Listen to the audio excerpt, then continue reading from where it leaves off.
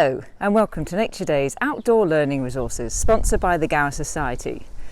Now I'm pretty sure it's wet everywhere in the UK at the moment, so I'm challenging you to try and find somewhere where you can find some water running along. Now it doesn't have to be a river, it could be a gutter that's spilling over, could be just a puddle that's spilling down a hill, anywhere that water is moving. And my challenge for you today is to build yourself a little raft and see if you can sail it down that little river. Now I can give you some ideas, but the challenge is to make it out of all of the natural stuff you can find in your garden. So we're not using plastic, we're not using anything that you don't find in your garden already that's natural. That's because if it does happen to go down into the river, we don't want to litter. We want to make sure that everything there is natural. We're not going to add to any pollution problems. So here's a few ideas. So one way of making a raft is by using twigs. So if you can collect some twigs from your garden, it doesn't matter how big they are as long as you can break them to length. So you want to cut as many as you can the same length, and if they're the same thickness it does make life a bit easier. So I got some secateurs, so make sure you ask permission and an adult to help you if you're using secateurs, or if they're dead branches, things you found on the floor, you could choose ones that are the same size or you could break them to length. So I'm going to try and get a few which are the same length so that I can lay them down and lash them together to make a raft. Then we need to lash these together. So we need some string. So we need to cut off a piece of string, any string will do. And you probably guessed it, we need to make a clove hitch. That goes onto one of our twigs at the very end there, like that. And then all we have to do is go around the next one and pull it as tight as we can. Oh, your sticks might snap if they're dead ones. Never mind, we're going to have a slightly smaller one in the middle. So round that twig, pull it towards that stick.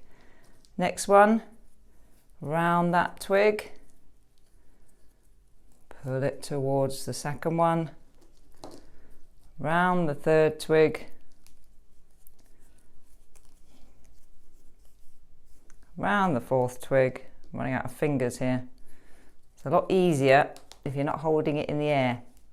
If you do it on the table, it's a lot easier. And then last one,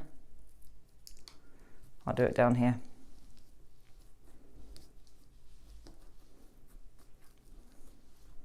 There. Now we need to tie them together because they're all going to fall down. So we need to put another clove hitch in the bottom. So into this last log here. Okay?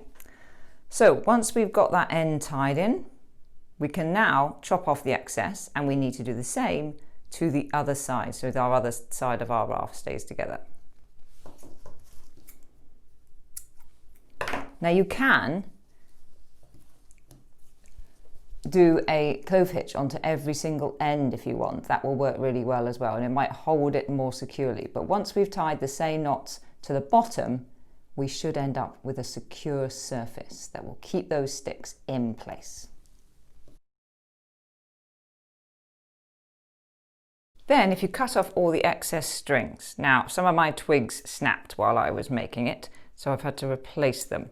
So you might want to use some that are not from dead trees, because this dead branch that I used was just too fragile and it kept snapping when I pulled the string around it. So learn from my mistake. Now it doesn't matter if there's gaps in between your sticks, because of course the individual sticks float, so the gaps are not going to matter. And in fact, they might be useful for us to put a mast in, to put a sail in. And there we have it. We have our raft. Now we need to make a sail.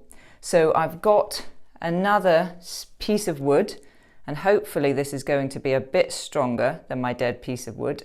So I'm going to cut this to make my mast. I'm going to use the biggest bit I can, which is still quite thin. Take off any side branches, place that in the middle in between two of my sticks. Then as a sail I'm going to use a leaf. So I'm going to poke through the bottom of the leaf, put that all the way down to the bottom of the mast, then bend it over and poke the top of the leaf through. We have a mast which can then be held in between two of our sticks. And there, our raft. Whoops. Now we need to find out if this is going to float, so we need to take it outside and put it into one of our puddles or into our stream. So there we have it, on the water. Let's see if we can get it to float down the stream. Maybe that we need a deeper piece of river. Here we go. Ooh. The wind's taking it, even if it's blown the mast down. There, and it floats.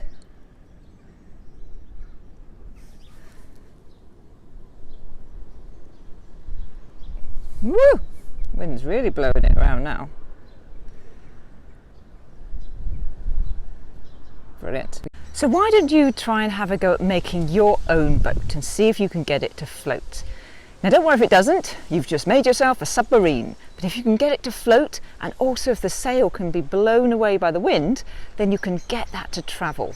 And if you've got friends or you've got family members in your house, you can all make them and you can have a boat race to see which one is the fastest. Now I'd love to see your boat designs. Remember, you don't have to copy what I did. You could use whatever you've got in your garden, just make sure it's natural, so if it blows down the stream, it doesn't matter.